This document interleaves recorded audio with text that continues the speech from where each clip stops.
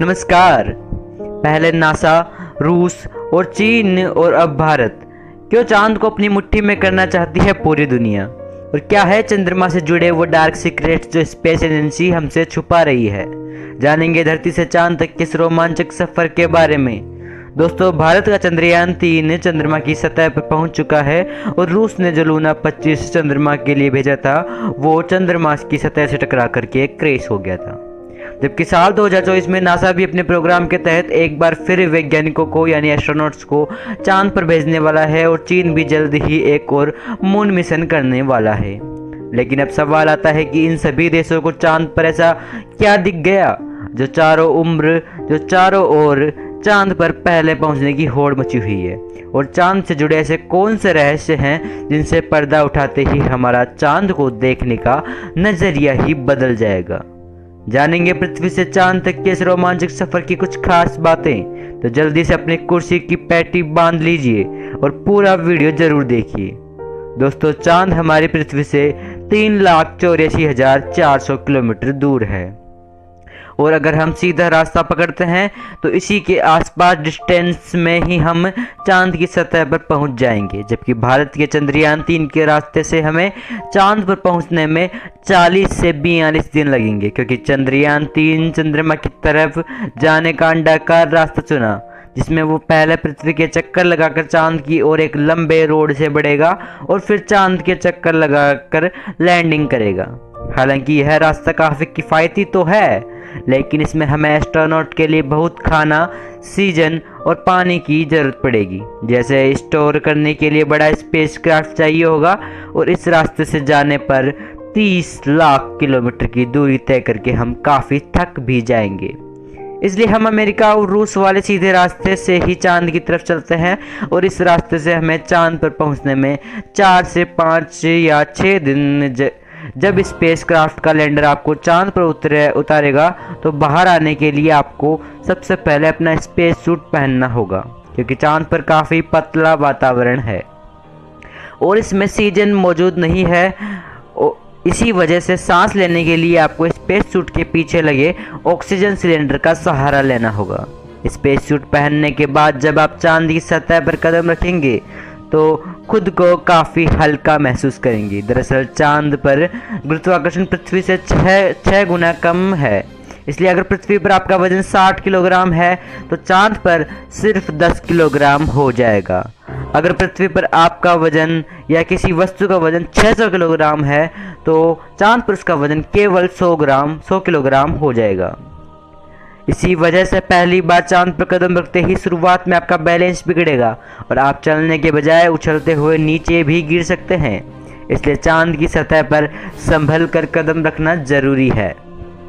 खैर, अब चांद की सतह की बात करें तो यहाँ पृथ्वी की तरह सीधे रास्ते नहीं बने हुए, बल्कि चांद की सतह ऊबड़ खाबड़ है और यहाँ जगह जगह पर चट्टानें और पहाड़ और बड़े बड़े क्रेटर यानी कि गड्ढे चांद पर यह गड्ढे तो 20 सालों से गिर रहे हैं, उनका पिंडों की वजह से बने हैं और ये 100 सेंटीमीटर से लेकर 25 किलोमीटर तक बड़े हैं। वहीं चांद की मिट्टी यानी कि लूनर सॉल बिल्कुल ज्वालामुखी से निकलने वाली राख जितनी पतली है और इसका रंग भी पृथ्वी की मिट्टी से ज़्यादा डार्क, बिल्कुल सीमेंट की तरह होता है। इस मिट्टी में खुरदुरापन ना होने की वजह से आप जैसे ही इस पर कदम रखेंगे तो आपके पैरों के निशान बन जाएंगे, जिसकी वजह से चांद पर सबसे पहले कदम रखने वाले एस्ट्रोनॉट नील आर्मस्ट्रॉन्ग और बज एल्ड्रिन के पैरों के निशानों को याद कीजिए।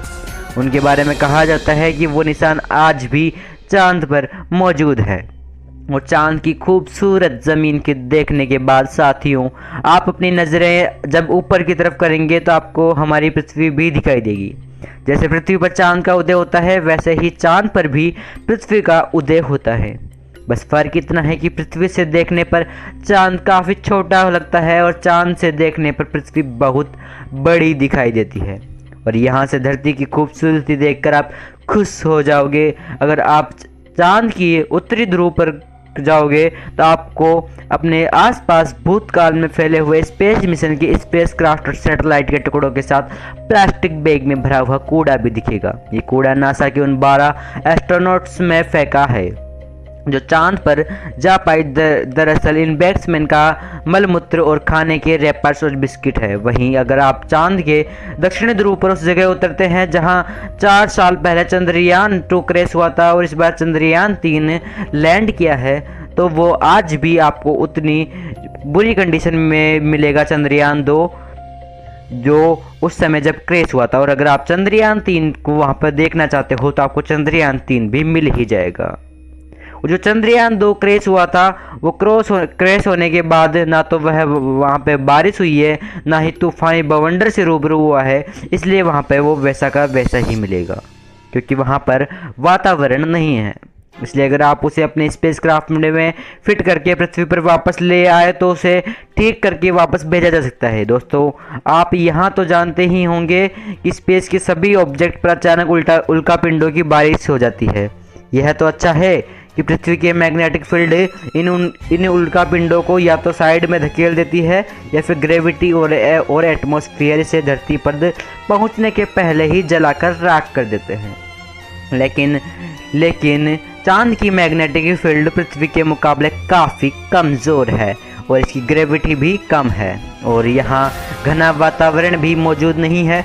इसी वजह से चांद पर लगातार उल्का पिंडों की बारिश होती रहती है। ऐसे में कोई भी उल्का पिंड गिरकर आपको पल भर में मौत के घाट उतार सकता है।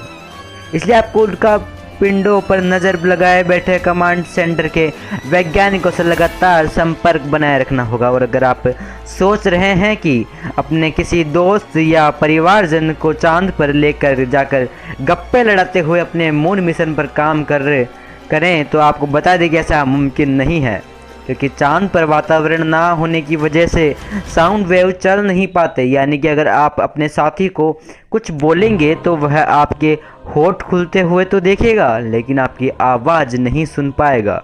इतना ही नहीं, चांद पर आपको अपनी आवाज़ तक नहीं सुनाई देगी, मानो जैसे मोबाइल की तरह किसी ने आपको भी साइलेंट मोड पर डाल दिया होगा। आपको आवाज़ सुनने के लिए कुछ यंत्र बनाए गए हैं, उन यंत्रों को लगा करके जाना पड़ेगा जहां से आप जो बोलोगे वो धरती पर सुनाई देगा जिसने वो यंत्र लगा रखा है। तो आज की इस वीडियो में इतनी ही जानकारी। कैसा लगा आपको ये वीडियो अच्छा लगा तो वीडियो को लाइक कीजिए, चैनल को सब्सक्राइब कीजिए और वीडियो को ज़्यादा से ज़्यादा शेयर कीजिए। देखने के लिए धन्यवाद।